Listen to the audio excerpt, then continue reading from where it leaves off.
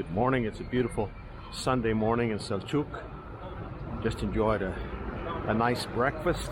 So I'm on my way to the archaeological site of Ephesus, which is about 2 miles away. I'm very much looking forward to it. I'm choosing to walk.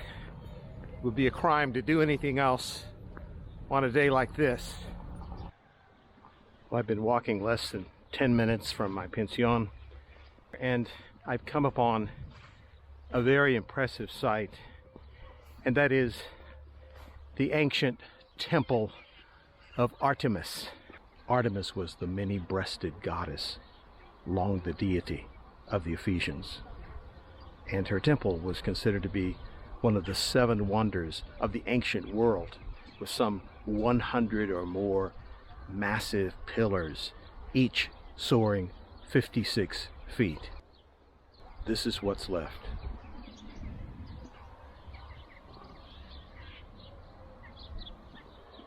As you can see, it's one lonely pillar standing somewhat pitifully in a field where not far away there's sheep grazing. It's hard to imagine that the locals who pass this way routinely even give this place a second thought. After this temple was destroyed, Alexander the Great came here and was so moved by what he saw that he offered to rebuild the temple and suggested that his name could be put on it. But the local Ephesians demurred, saying they didn't think it would be proper for one deity to give its name to another. It really leaves you in awe when you think about the majesty of this place, how important it was, what a center it was, and all these years later, forgotten practically. But anyway, let's get back on the road to Ephesus.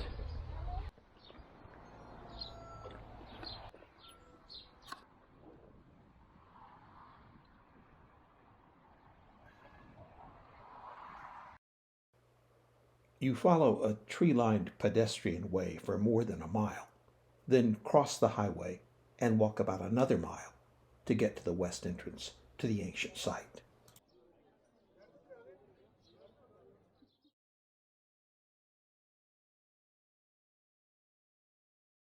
Once inside, a pathway soon opens up to one of the great antiquity sites of the ancient world.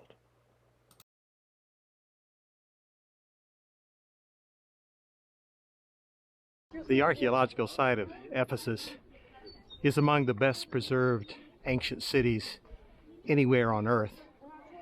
And of course, it's one of Turkey's leading tourist attractions. Many who come here are first and foremost aware of it because of its connection to Bible history, as the place at or near where the Apostle John wrote his gospel, and of course where the Apostle Paul wrote his letter to the Corinthians, as well as it being a home of a Christian congregation to which Paul wrote in about the middle of the 1st century, the congregation of Ephesus, hence the Bible book of Ephesians. But Ephesus is more than mere history associated with the Bible. Those things occurred when the city had already come under Roman domain, but it existed 1,000 years BC, and for centuries was a Greek city, and hence its long-held devotion to the goddess Artemis.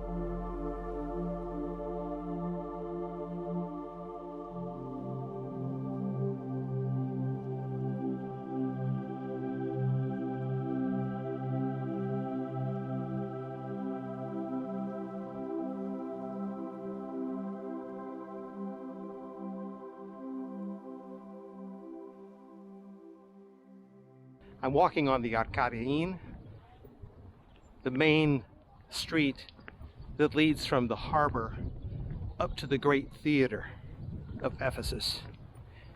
And if you're one of those people who, when you come here, would like to say you've walked in the footsteps of some of the famous people associated with the place, maybe the apostles John or Paul, or even Alexander the Great, this would definitely be a place that you'd want to take a stroll. The theater is just up ahead. Let's go take a look at it.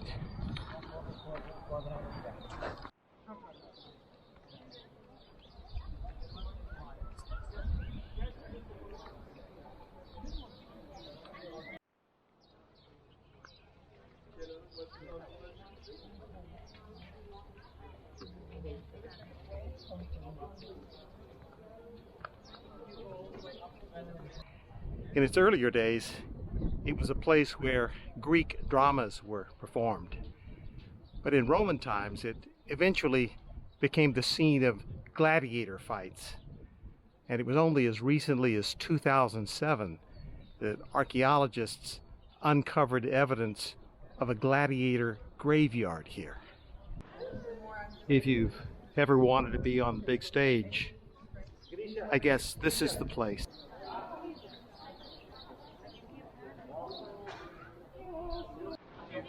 And from on stage to backstage.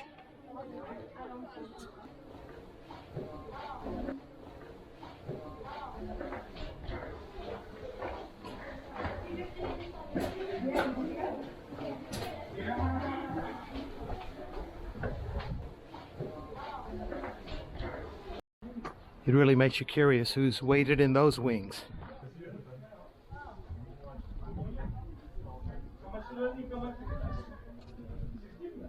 I'm walking on the Agora, the main street of ancient Ephesus, the street that anyone who ever came here would have walked down or up, depending on their direction, holding the great marketplaces, the temples, the palaces, the great library of Celsus, and of course, Ephesus' great theater. It would have been a place constantly crammed with people, and in that respect, it enjoys a similarity to today because this place is crammed with people, namely tourists from every place imaginable, speaking a polyglot of languages.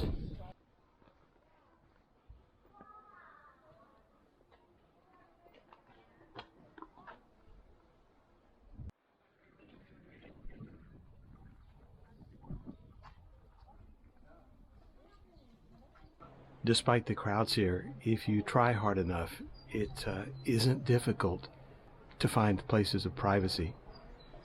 I just took a rest and recharged my phone battery. It's in this, what looks as though it was a house, and it's hollowed out now with half of the ceiling gone, up against a larger structure.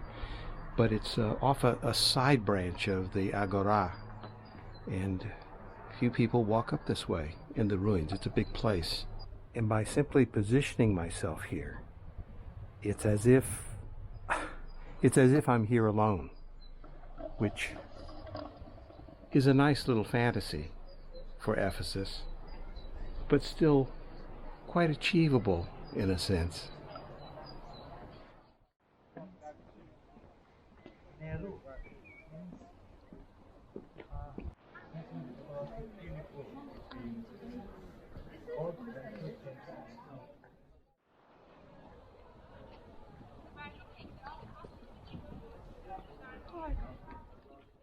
Among the signature structures still standing in these incredible ruins is the Library of Celsus, a name for a 2nd century governor responsible for building it, and whose sarcophagus is beneath the building.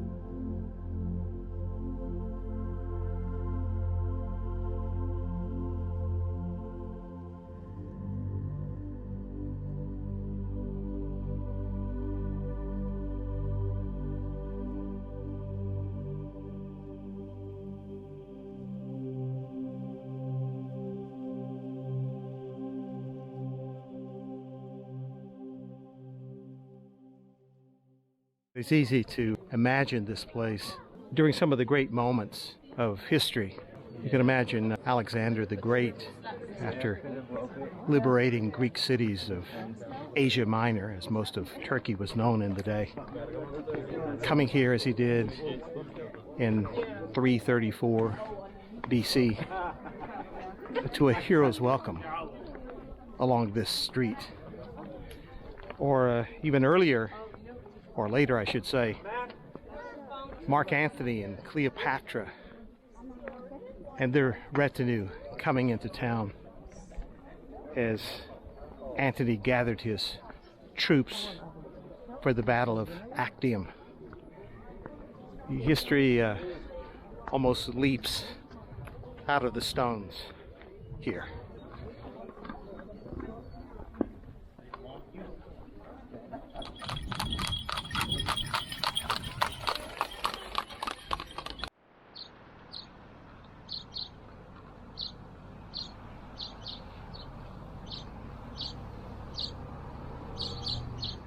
So I'm walking on a country road, lane, horse trail, whatever you'd call it.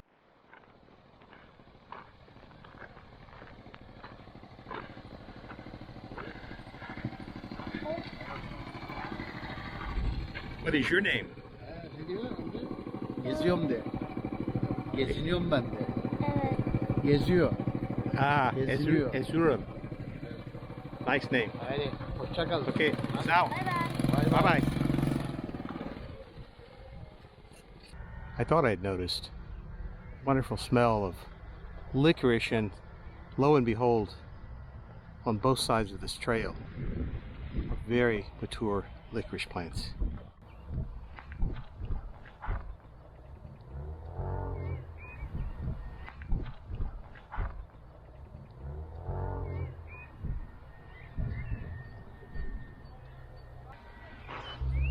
Pretty cool. But not as cool as a guy with a pet chicken.